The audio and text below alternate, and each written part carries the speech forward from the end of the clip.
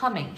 Maybe you might be inclined to say, well, I already know how to hum, but it's very important that you pay attention to the form of your hum and also the registration of your hum when performing this kind of exercise.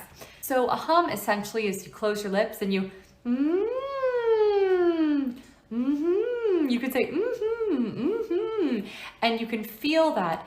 But if you don't have that registrational balance yet in your voice, you may be tempted to do something like this.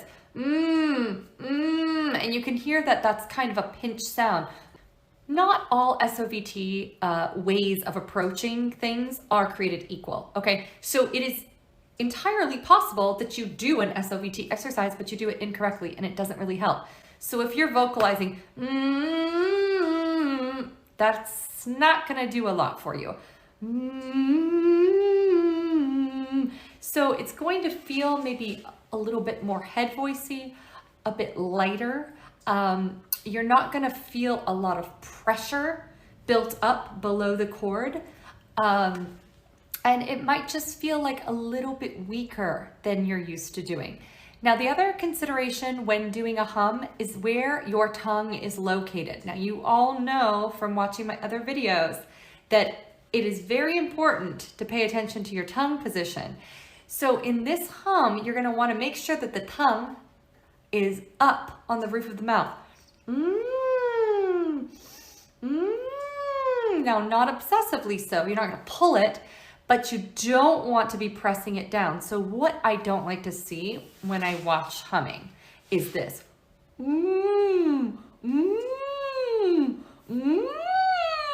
Because that tells me that the root of the tongue is engaged to pull down and try to make pharyngeal space. So when you practice humming, you want to make sure that it's kind of closed and easy. So I do a simple 5, 4, 3, 2, 1 pattern, and I always like to start from the top to make sure I'm not dragging weight up.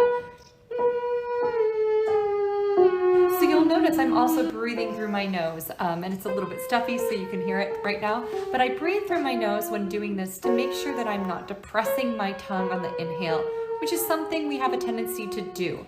So that is the correct form of how to do a proper hum, and you can be creative with the pitch changes. To be honest, the pitch doesn't really matter so much on this exercise as the form. So you can do, or you can do, or you can do, whatever you really want.